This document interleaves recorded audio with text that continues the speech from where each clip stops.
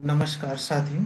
जैसा कि आपने थंबनेल में देखा, वीडियो के थंबनेल में, कि हम भौतिक विज्ञान के 100 प्रश्नों का डिस्कशन करने जा रहे हैं, जो कि आपके एसएससी, पेट, रेलवे और यूपी पुलिस, यूपी एसआई, इस सभी परीक्षाओं में ये महत्वपूर्ण है। और मैं आपको बता दूं, ये जो क्वेश्चंस हम डिस्कशन करने जा रहे हैं, ये वेरी इंपॉर्टेंट क्वेश्चंस हैं। इनके परीक्षाओं में आने के बहुत अधिक चांसेस होते हैं।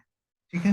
तो भौतिक विज्ञान की हमारा पार्ट 1 है। हम 3 पार्ट में 100 क्वेश्चन के आसपास कवर करेंगे और एक प्रॉपर डिस्कशन के साथ देखेंगे कि फिजिक्स के क्वेश्चंस को आप एग्जाम हॉल में कैसे सॉल्व कर सकते हैं।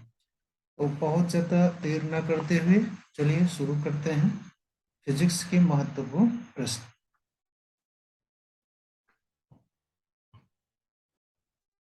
पहला क्वेश्चन आपकी स्क्रीन पर है। ताप का यसाई मात्रक है। तो जैसे ताप का यसाई मात्रक आपको पता है कि एम्पियर जो है वो विद्युत आवेश की इकाई है। एम्पियर क्या है? विद्युत आवेश की इकाई है। उसी प्रकार से अगर कैंडला की बात करें तो कैंडला जो है वो ज्योति तीव्रता की इकाई है। कैंडला जो है ज्योति तीव्रता की इकाई है और कैलोरी जो है वो ऊर्जा की इकाई है। तो इस प्रकार से आपका यसाई मात्रक क्या हुआ? आपका यसाई मात्रक हो गया केल्विन, अर्थात ऑप्शन ए इसका सही आंसर होगा। ठीक है।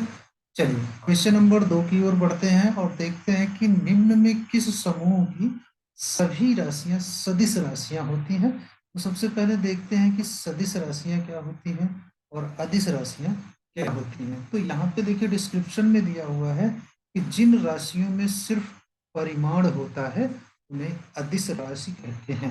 जैसे चाल, अगर मैं आपसे कहूं कि वह गाड़ी 50 किलोमीटर प्रति घंटे की चाल से चल रही है, तो आप क्या कहेंगे कि वो किस दिशा में जा रही है? नहीं बता सकते आप, क्योंकि इसमें दिशा नहीं है। वो किसी भी दिशा में जा रही हो, हम यह बोलते हैं कि गाड़ी 50 किलोमीटर, तो 50 क्या है? उसका परिमाण है, अर्थात उसमें परिमाण तो है लेकिन उसकी दिशा नहीं है। तो वह राशि कौन सी राशि होगी? वह अदिश राशि होगी। उसी प्रकार से जिन भौतिक राशियों में परिमाण के साथ साथ दिशा भी होती है, ठीक है, उन्हें हम क्या बोलते हैं? सदिश राशि बोलते हैं। जैसे है क्या? बल। तो अब आप बल, किसी भी वस्तु पर आप बल लगाएंगे तो एक निश्चित बल लगाएंगे और एक निश्चित दिशा में बल लगाएंगे। जिस दिशा में बल लगाएंगे उसी दिशा में वह वस्तु गति करेगी। तो आपको अदिश राशि और सदिश राशि में अंतर स्पष्ट हो गया है। तो यहाँ पे देखिए, जैसे लिखा हुआ है संवेग, त्वरण और बल। यहाँ पे क्या पूछ रहा है कि कौन कौन सी राशियां सदिश राशियां हैं? तो सदिश राशियों में अगर हम देखें तो संवेग, त्वरण और बल तीनों हैं। तो ये पहला ऑप्शन तो सदिश राशियों का है। दूसरा देख लेते हैं, विस्थापन, भार, विद्युत धारा, घनत्व। ये भी हमारा क्या है? सदिश राशियां हैं। विद्युत तीव्रता, बल, आघूर्ण और चुंबकीय क्षेत्र भी जो है इसके परिमाण और दिशा निश्चित होते हैं। तो ये तीनों ऑप्शन जो है सदिश राशि के समूह है, अर्थात ऑप्शन डी इसका सही आंसर होगा। तो क्वेश्चन नंबर 2 आपको समझ में आ गया है। बढ़ते हैं क्वेश्चन नंबर 3 की। क्वेश्चन नंबर 3 कह रहा है कि निम्न में किस समूह की सभी राशियां अदिश राशियां हैं। अभी हमने क्या पढ़ा कि किस समूह की राशियां सदिश राशियां थी। सदिश राशियों में परिमाण और दिशा दोनों दिया होता है, लेकिन अदिश राशि में केवल परिमाण होता है, दिशा नहीं होती है। ठीक है। अब आपसे पूछा जाए कि क्या समय है? उस समय में परिमाण होता है लेकिन दिशा नहीं होती। आप क्या बताएंगे किस दिशा में समय है? तो यह अदिश राशि है, अर्थात उपरोक्त सभी इन तीनों में जो है समय, चाल, द्रव्यमान, ताप, दाब और ऊर्जा, आयतन, घनत्व, कार्य, ये सभी राशियां कौन सी राशियां हैं? अदिश राशियां हैं। तो इसका उत्तर कौन सा सही होगा? ऑप्शन नंबर डी, उपरोक्त सभी। चलिए क्वेश्चन नंबर 4 की तरफ बढ़ते हैं और देखते हैं कि क्या है। एक प्रकाश वर्ष बराबर होता है, अर्थात एक प्रकाश वर्ष होता क्या है, पहले तो ये देख लेते हैं। अंतरराष्ट्रीय खगोलीय संघ के अनुसार एक प्रकाश वर्ष वह दूरी है। देखो प्रकाश वर्ष क्या है, दूरी है। प्रकाश वर्ष दूरी का मात्रक है। जो प्रकाश अपने निर्वात में, जो प्रकाश निर्वात में प्रकाश एक वर्ष में जितनी दूरी तय करता है उसे हम क्या बोलते हैं, एक प्रकाश वर्ष बोलते हैं। अब देखिए ऑप्शन नंबर ए क्या लिखा हुआ है, 9.46 गुणे 10⁻15 मीटर लिखा हुआ है। और ऑप्शन बी लिखा हुआ है 9.46 गुणे 10⁻12 किलोमीटर। अब आपसे पूछा जाए कि किलोमीटर और मीटर में क्या संबंध है, तो 1 किलोमीटर बराबर, अगर आपसे पूछा जाए कि 1 किलोमीटर बराबर, एक सेकेंड,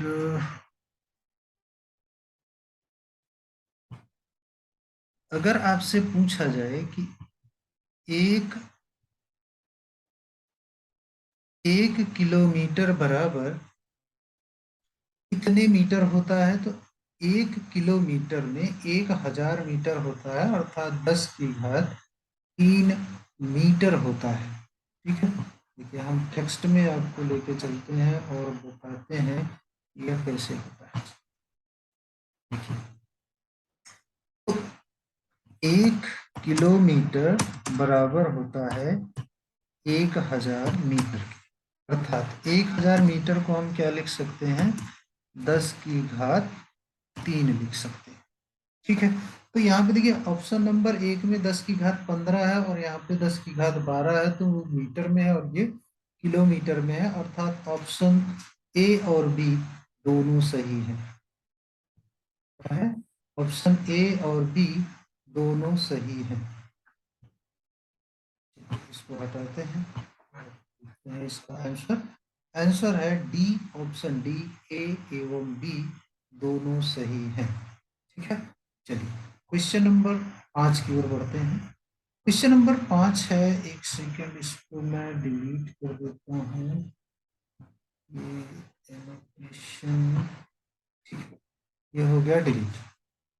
भाई क्वेश्चन नंबर 5 क्या कह रहा है कि जड़त्व का गुण है प्रत्येक वस्तु में, प्रत्येक वस्तु में होता है, किसी किसी वस्तु में होता है, किसी वस्तु में नहीं होता है, केवल गतिशील वस्तु में होता है। जड़त्व का गुण मतलब जिसके कारण वस्तु स्थित है, जिसके कारण वस्तु स्थिर अवस्था में है, उसे ही जड़त्व कहते हैं। ठीक है, चलिए देखते हैं। जड़त्व आघूर्ण को आई से प्रदर्शित करते हैं। पहली बात तो जड़त्व आघूर्ण को किस अक्षर से प्रदर्शित करते हैं, इसको अंग्रेजी में इनर्शिया बोलते हैं, तो इसलिए इसे आई से प्रदर्शित किया जाता है। तथा इसका मात्रक क्या होता है, किलोग्राम मीटर स्क्वायर होता है। ठीक है, इसका सूत्र क्या होता है, m/²। m क्या होता है, द्रव्यमान होता है, r क्या होता है, रेडियस होता है। तो प्रत्येक वस्तु में यह क्या होता है, जड़त्व का गुण प्रत्येक वस्तु में पाया जाता है। ठीक है, अगर इसकी बीमा पूछता है तो m1 L2 T0 होता है। ठीक है, समय नहीं होता है, द्रव्यमान और रेडियस होता है।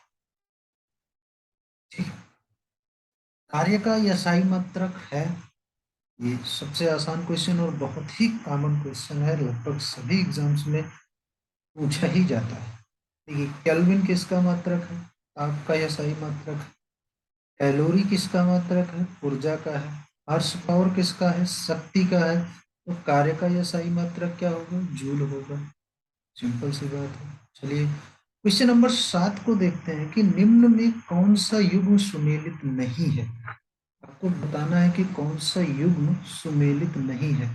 माइक्रोफोन, माइक्रोफोन क्या करता है, ध्वनि ऊर्जा को वैद्युत ऊर्जा में परिवर्तित करता है, रूपांतरित करता है। बिल्कुल सही है, आप अपने फोन पर बात बोलते हैं तो वो क्या करता है, आपकी ध्वनि ऊर्जा को वैद्युत ऊर्जा में बदल देता है। लाउड स्पीकर, वैद्युत ऊर्जा का ध्वनि ऊर्जा में, जो लाउड स्पीकर जो डीजे में साउंड लगे होते हैं वो क्या करते हैं, वैद्युत ऊर्जा को इसमें ध्वनि ऊर्जा में बदल देते हैं। और डायनेमो जो होता है वो यांत्रिक ऊर्जा को वैद्युत ऊर्जा में बदलते हैं। जैसे आपका जनरेटर चलता है तो वो क्या होता है, एक यांत्रिक ऊर्जा होती है, जनरेटर चलने से यांत्रिक ऊर्जा उत्पन्न होती है, और जो डायनेमो बंधा होता है जनरेटर से, वो यांत्रिक ऊर्जा को किस ऊर्जा में परिवर्तित कर देता है, वैद्युत ऊर्जा में परिवर्तित कर देता है। इसलिए ये भी सही है। तो हमारा ऑप्शन डी जो है यह गलत है। सितार जो है वो ध्वनि ऊर्जा का यांत्रिक ऊर्जा में रूपांतरण नहीं करता है, अर्थात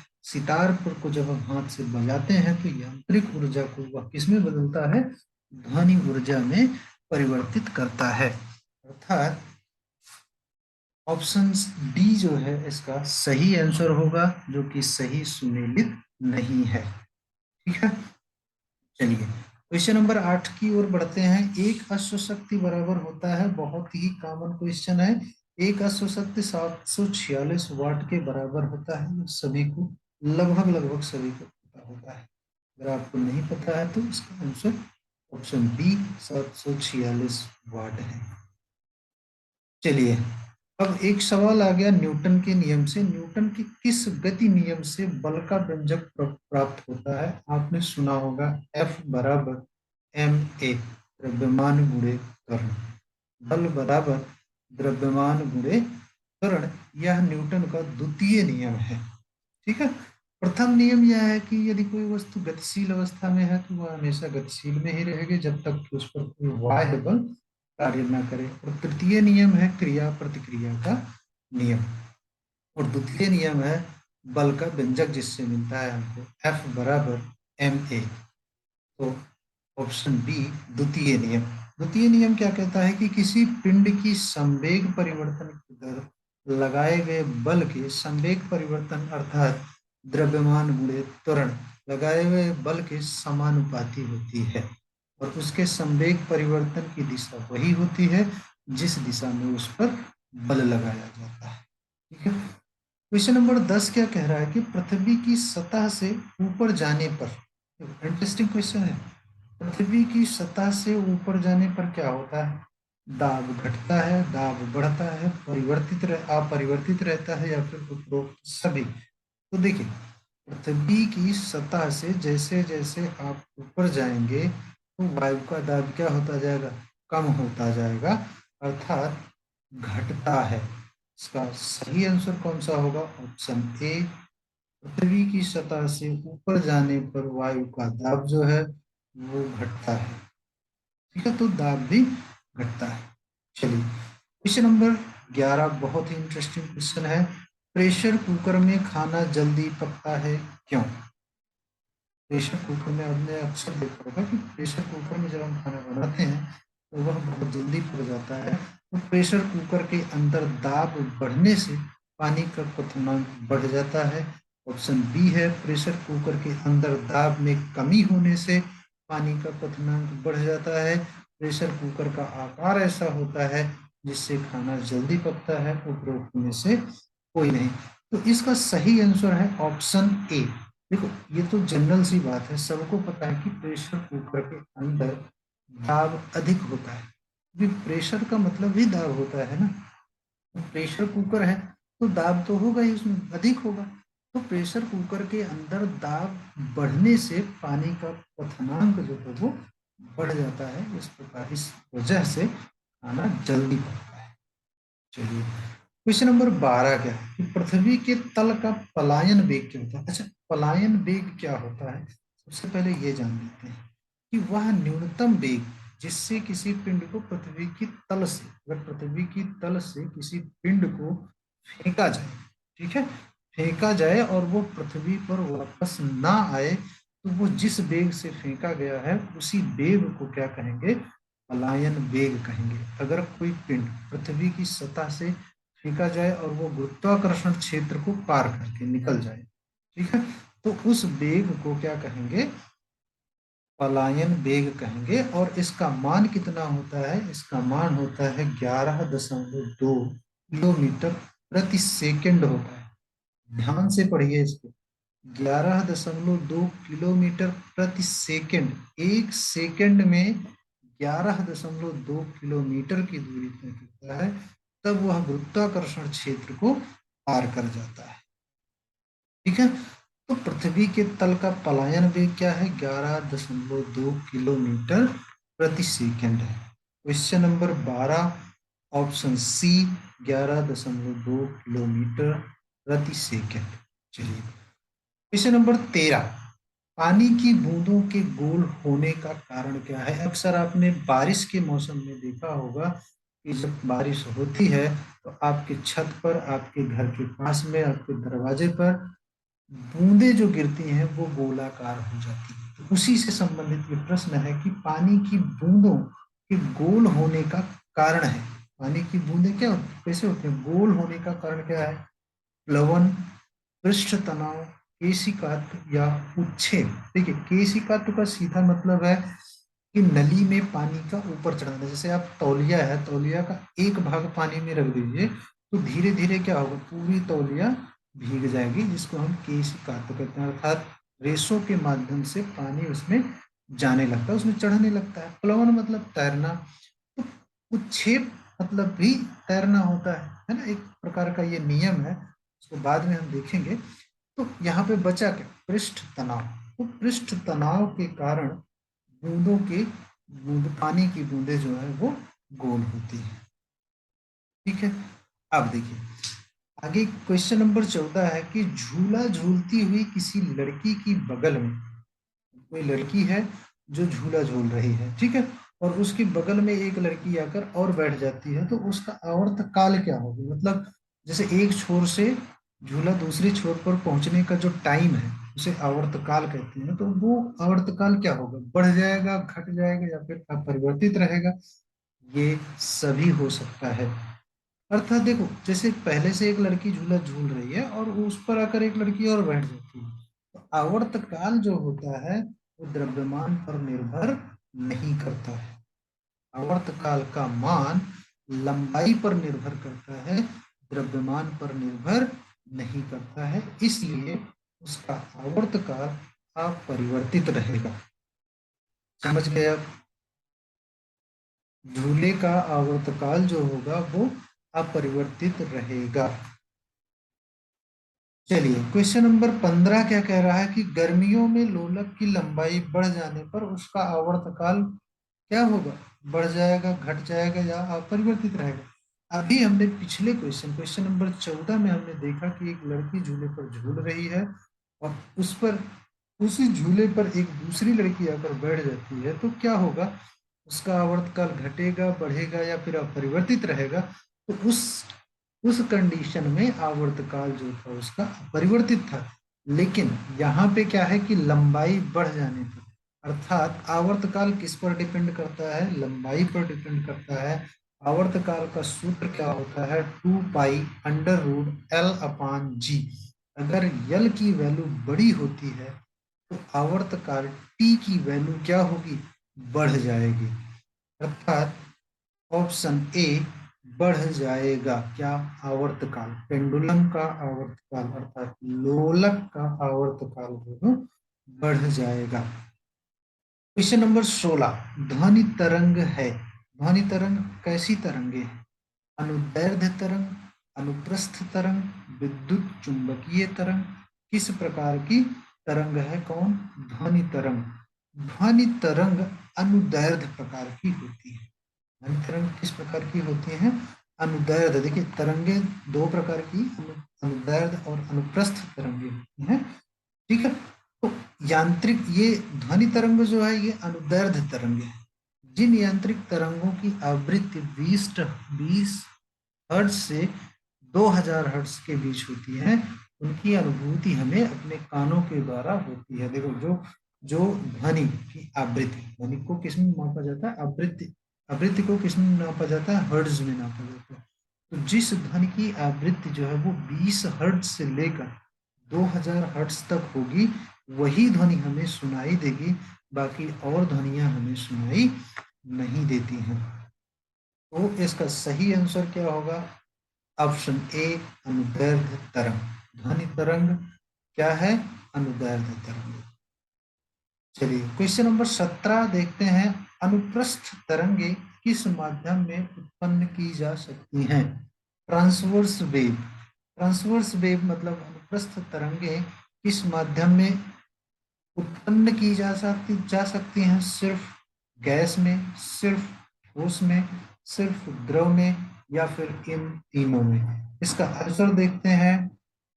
ट्रांसवर्स वेव्स रिक्वायर रिजिडिटी, सिर्फ ठोस में। इन्हें ठोस की आवश्यकता होती है। तो ट्रांसवर्स वेव, अनुप्रस्थ तरंगें केवल ठोस में उत्पन्न की जा सकती हैं। ठीक है, ये समझ में आ गया। क्वेश्चन नंबर 18 की ओर चलते हैं। अनुदैर्ध्य तरंगे किस माध्यम में उत्पन्न की जा सकती हैं? अनुदैर्ध्य तरंगे, देखिए अनुप्रस्थ तरंगे और अनुदैर्ध्य तरंगे, दो प्रकार की तरंगे हैं।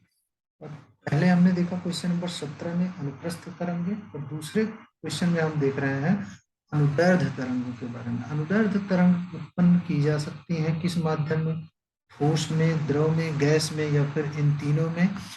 तो अनुदैर्ध्य तरंग जो है वो तीनों अवस्थाओं में उत्पन्न की जा सकती हैं, ठोस में भी, द्रव में भी और गैस में भी।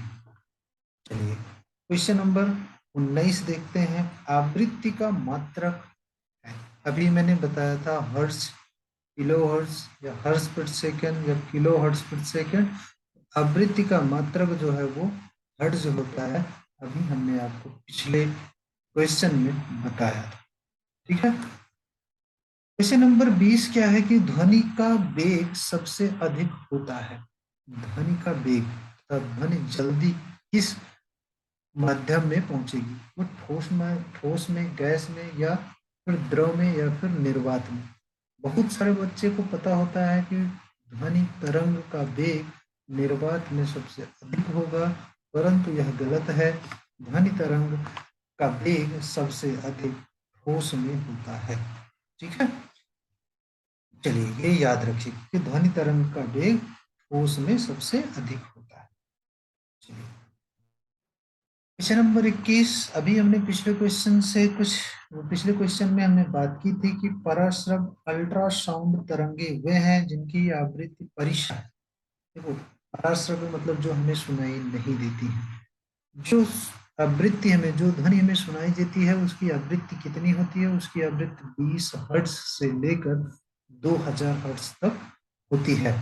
ठीक है, तो 20 हर्ट्ज से कम है, गलत है। 20 हर्ट्ज से 20,000 हर्ट्ज के बीच, या फिर 20 हर्ट्ज से अधिक। तो जो ध्वनि 20,000 हर्ट्ज से अधिक होगी उसे हम पराश्रव्य ध्वनि कहते हैं। ये पराश्रव अल्ट्रासाउंड शब्द उन ध्वनि तरंगों के लिए उपयोग में लाया जाता है जिसकी आवृत्ति इतनी अधिक होती है कि वह मनुष्य के कानों को सुनाई नहीं देती है। साधारणतः मानव श्रवण शक्ति का परास देखो 20 से लेकर 20,000 कंपन प्रति सेकंड तक होता है। ठीक है, 20,000 से अधिक आवृत्ति वाले ध्वनि को पराश्रव्य ध्वनि कहते हैं। ऑप्शन सी 20,000 हर्ट्ज से अधिक। ठीक है, अब देखिए क्वेश्चन नंबर 22 है। शुष्क वायु में ध्वनि की चाल होती है। शुष्क वायु में ध्वनि की चाल होती है 1,80,000 किलोमीटर प्रति सेकंड, 6,400 किलोमीटर प्रति सेकंड, या 332 किलोमीटर प्रति सेकंड, या फिर 764 मीटर प्रति सेकंड। इसका सही आंसर है 332 मीटर प्रति सेकंड। शुष्क में वायु में, शुष्क वायु में ध्वनि की चाल, अगर आप शुष्क वायु मतलब जब वायु में नमी हो तो उस समय पर आप अगर बोलते हैं तो उस समय ध्वनि की चाल क्या होगी? वो 332 मीटर प्रति सेकंड होगी। ठीक है, चलिए क्वेश्चन नंबर 23 पर देखते हैं कि स्त्रियों की ध्वनि पतली होती है क्यों? आपने अक्सर देखा होगा, अक्सर क्या हमेशा ही होता है कि स्त्रियों की ध्वनि जो होती है वो पतली होती है। उसका कारण क्या है? स्त्रियों की ध्वनि का तारत्व अधिक होता है, स्त्रियों की ध्वनि का तारत्व कम होता है, स्त्रियों की ध्वनि की तीव्रता अधिक होती है, स्त्रियों की ध्वनि की तीव्रता कम होती है। तो देख लेते हैं कि ये तारत्व और तीव्रता है क्या। ठीक है, देखो ध्वनि की तीव्रता किसी एकांक क्षेत्रफल से 1 सेकंड में गुजरने वाली ध्वनि को, देखो एकांक क्षेत्रफल मतलब 1 मीटर स्क्वायर में जितनी ध्वनि 1 सेकंड में गुजरती है उसे उस ध्वनि का तारत्व कहते हैं। तारत्व ध्वनि का वह गुण है, घन नहीं, वह गुण है जिसमें ध्वनि का मोटा या पतला हुआ समझा जाता है। तो तारत्व के माध्यम से हम, तो पुरुषों की आवाज से स्त्रियों की आवाज पतली अर्थात उच्च तारत्व की होती है। ठीक है, तो स्त्रियों की ध्वनि का तारत्व अधिक होता है और पुरुषों की ध्वनि का तारत्व कम होता है, अर्थात ऑप्शन ए, स्त्रियों की ध्वनि का तारत्व अधिक होता है, इस कारण उनकी ध्वनि पतली होती है। ठीक है, चलिए क्वेश्चन नंबर 24 की बात करें तो अस्पष्ट प्रतिध्वनि सुनने के लिए, प्रतिध्वनि का मतलब आप समझते हैं, जैसे आप कहीं पानी भरा हो या कहीं ब्रिज बना हो, उसके सामने आप बोलेंगे, दीवार के सामने आप बोलेंगे तो दीवार से टकरा कर आपकी आवाज आप ही को सुनाई देती है, तो उसे ही क्या कहते हैं, प्रतिध्वनि कहते हैं।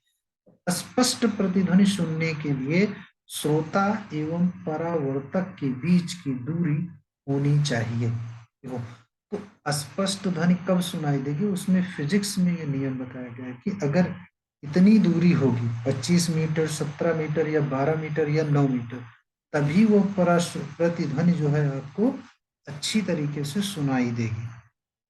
वो है 17 मीटर। आप किसी भी दीवार के 17 मीटर दूर खड़े हो जाइए और बोलिए तो आपको आपकी ही ध्वनि जो है वो स्पष्ट सुनाई देगी। ठीक है, तो इसका न्यूनतम दूरी क्या है, वो 17 मीटर होती है। चलिए क्वेश्चन नंबर 25 की बात करें तो निम्न में से किस विद्युत चुंबकीय तरंग की वेधन क्षमता सबसे अधिक होती है। इसमें वेधन क्षमता की बात की जा रही है, तो विद्युत चुंबकीय तरंग की वेधन क्षमता सबसे अधिक होती है कौन सी, गामा किरणें। गामा किरणें की वेधन क्षमता अत्यधिक होती है। इसका उपयोग नाभिकीय अभिक्रिया तथा कृत्रिम रेडियो धर्मिता में की जाती है, अर्थात गामा किरणों का मतलब हुआ इसका ऑप्शन सी सही आंसर होगा। विद्युत चुंबकीय तरंग है गामा किरण, एक्स किरण, परावैगनिक किरण, तो गामा किरणों का वेधन क्षमता सबसे अधिक होता है। देखिए प्रश्न 26 है, किस तापमान पर सेंटीग्रेड एवं फ़ारेनहाइट तापमापियों के मान एक समान होते हैं। चलिए इसको देखते हैं। देखिए फॉर्मूला क्या होता है, Fahrenheit equals to Celsius into 9/5 + 32। अब हमें क्या करना है, सेल्सियस और फ़ारेनहाइट को बराबर कर देना है। यहाँ पे लिखा ना सेंटीग्रेड एवं फ़ारेनहाइट तापमापियों का मान समान होगा, तो हम मान समान कर देते हैं, एफ की जगह पे सी रख देते हैं। तो जब एफ की जगह पर सी रख देंगे तो हमारा क्या हो जाएगा, देखिए इस प्रकार से सी को इधर, ये पार्ट को इधर ले आइए, तो यहाँ पे ये सी माइनस सी गुणे 9/5 बराबर 32। तो इस प्रकार से हल करने पे हमारा कितना आ जाएगा, -40। किस तापमान पर, -40 सेंटीग्रेड पर